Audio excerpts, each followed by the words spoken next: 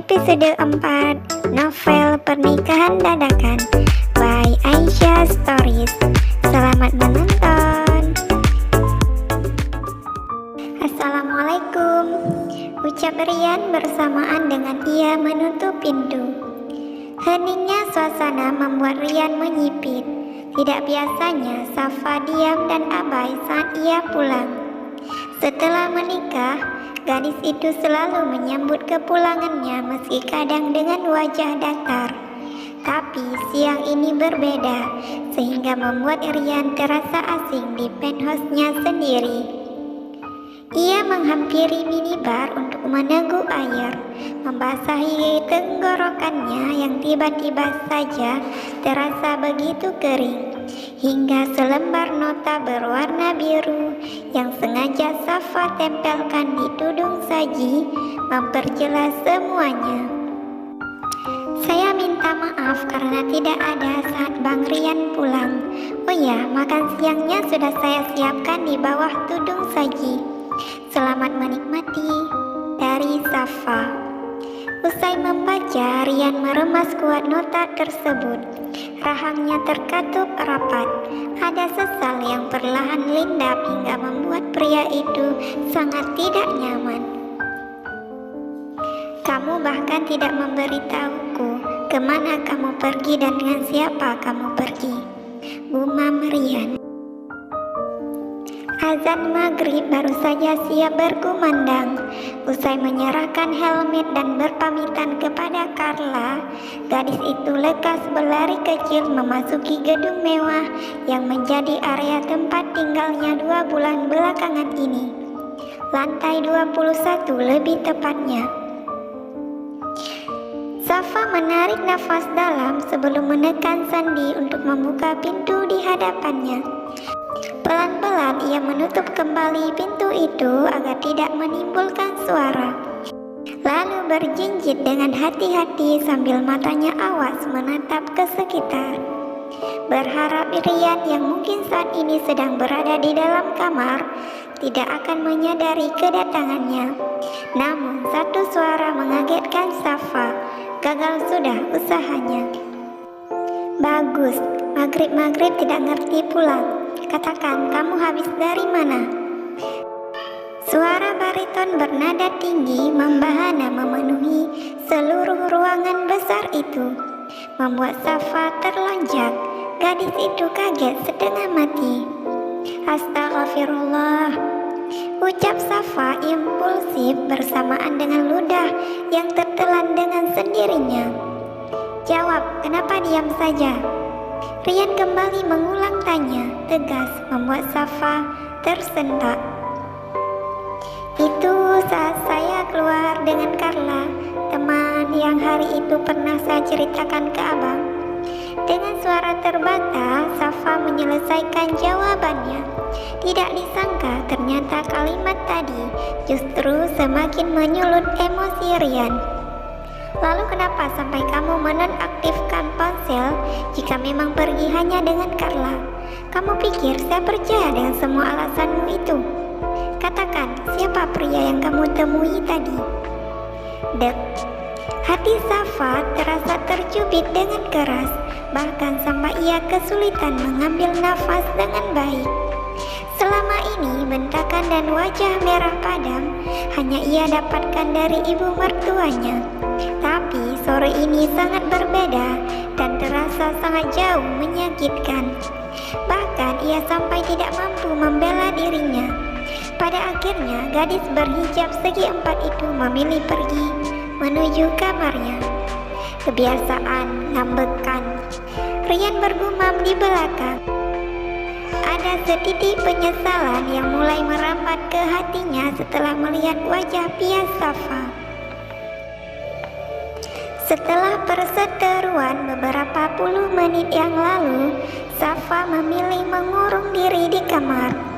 Padahal sebelum pulang, ia sempat berencana memanaskan lauk untuk santapan makan malam bersama Rian. Namun sikap pria itu menggagalkan semua rencana Safa. Kini Safa hanya bisa bergelung di bawah selimut. Matanya sembab. Satu-satunya yang ada dalam pikiran gadis itu saat ini adalah pulang. Meski itu semua sama saja memperburuk keadaan. Dasar anak tidak tahu diri. Bertahun-tahun aku bersusah payah membesarkan kamu. Ini balasan yang kamu berikan. Mempermalukan keluarga dengan menggatal pada lelaki kaya. Di keluarga ini tidak ada yang separah kamu. Karena bibitnya baik-baik, tapi kau persis seperti ibumu. Untuk bisa hidup mewah, rela menggadaikan marwah. Safa kembali menyeka sudut matanya. Lengkingan ros ibu tirinya saat mengetahui berita penggerebekan hari itu kini menjelma bak gelembung garam yang meletup di atas lukanya yang meranggas. Beberapa kali gadis itu bergumam, meminta maaf kepada almarhum ibu kandungnya karena telah mempermalukan keluarga. Meski semua itu bukanlah salah Safa, ia adalah korban dari keberingasan orang-orang yang tidak mau mengetahui sebuah kebenaran. Hatinya sepi dan menggigil, malam semakin merambat naik. Perut yang belum terisi terasa perih karena asam lambung mulai kambuh. Meski begitu, Safa memilih untuk memejamkan mata. Tok tok tok. Safa, udah jam berapa ini? Kenapa belum turun juga untuk makan malam? Panggil Rian setelah mengetuk pintu beberapa kali. Pria itu mulai diserang penyakit yang bernama cemas. Hening, tidak ada sahutan dari dalam, memaksa Rian untuk kembali berseru.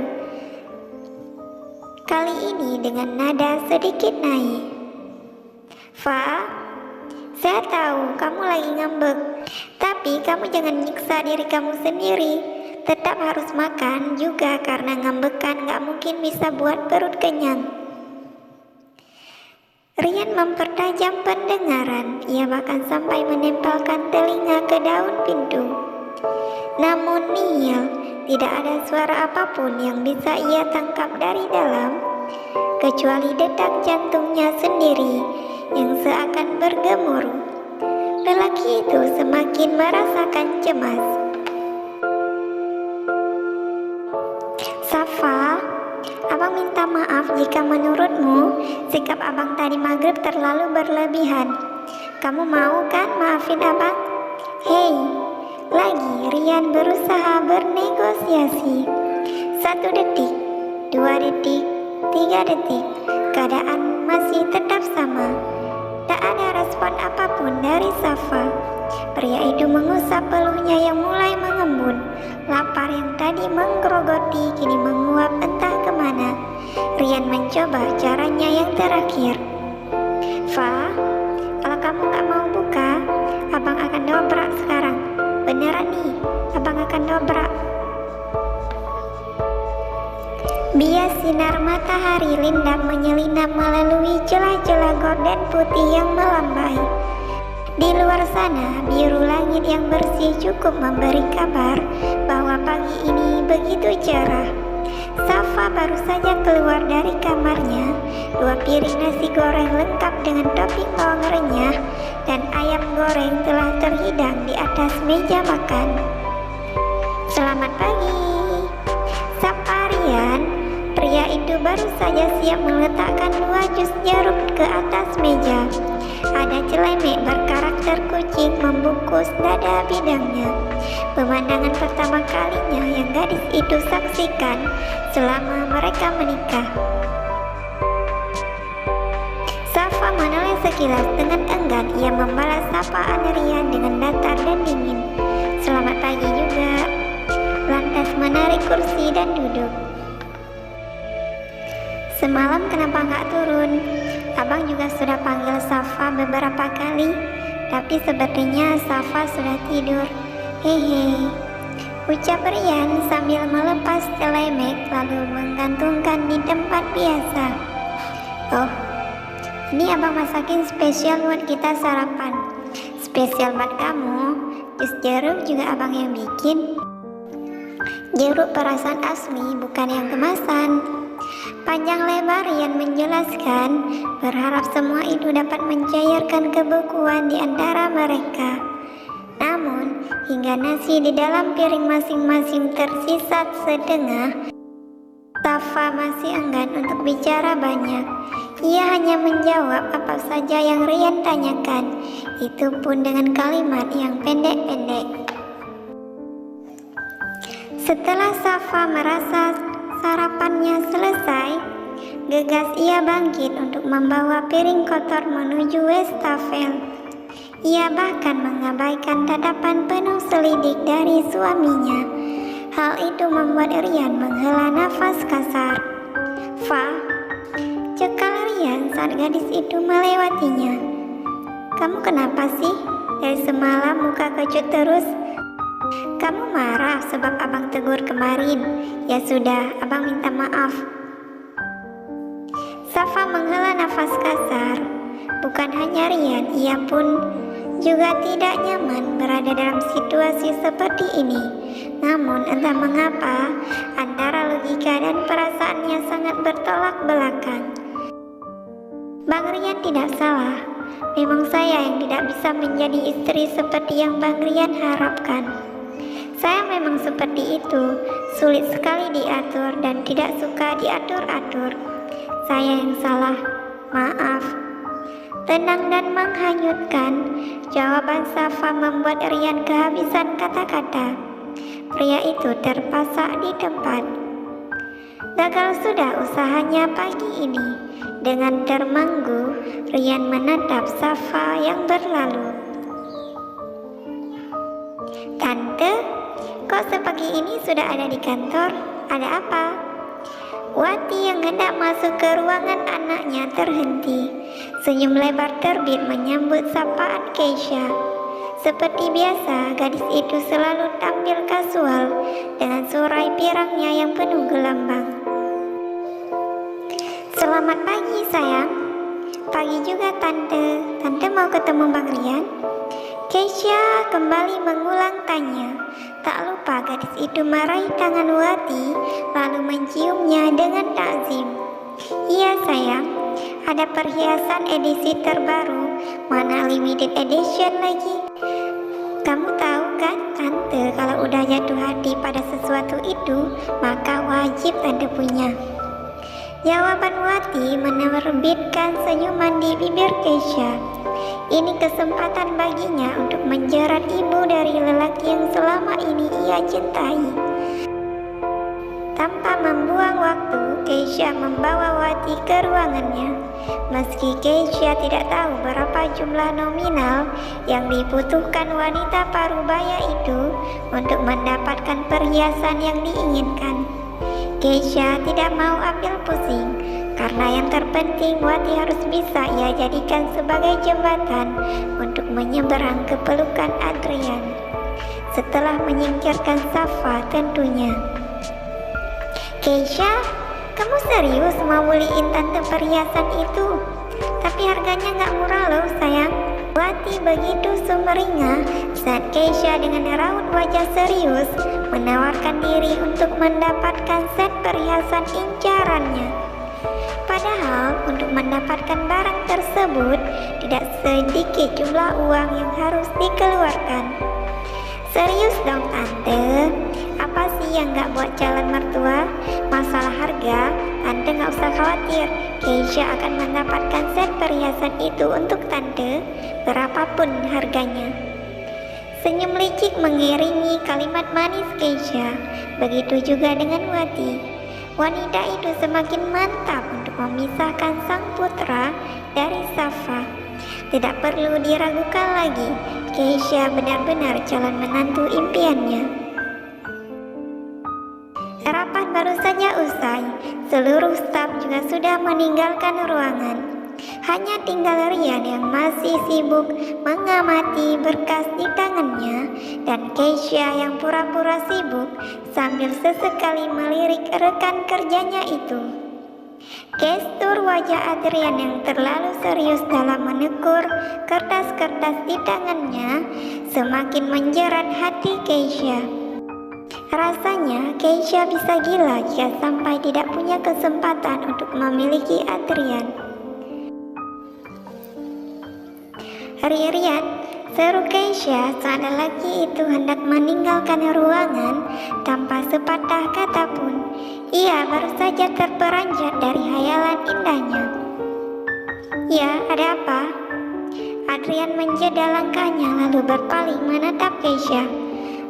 Jadi gini, sebenarnya aku udah booking restoran untuk... Tahu kemana arah pembicaraan sang rekan kerja? Rian langsung menyela. Sorry, istriku sedang menunggu di rumah. Jadi sekali lagi maaf dan permisi. Lagi-lagi Keisha hanya bisa menahan kesal sambil melihat Rian menghilang dari balik pintu. Puluhan juta yang ia keluarkan tadi untuk memenuhi keinginan Wati seakan sia-sia setelah mendapati kenyataan bahwa wanita parubaya itu belum mampu mempengaruhi Adrian untuk bersikap manis kepadanya. Sementara di tempat lain, Safa membawa nampan berisi 2 gelas jus jeruk dingin, meletakkan dengan hati-hati ke atas meja kaca di hadapan ibu dan adik tirinya. Zilvia, adik tiri Safa, duduk bersedekap sambil memperhatikan gerak-gerik sang kakak. Seperti biasa, raut wajahnya selalu sinis.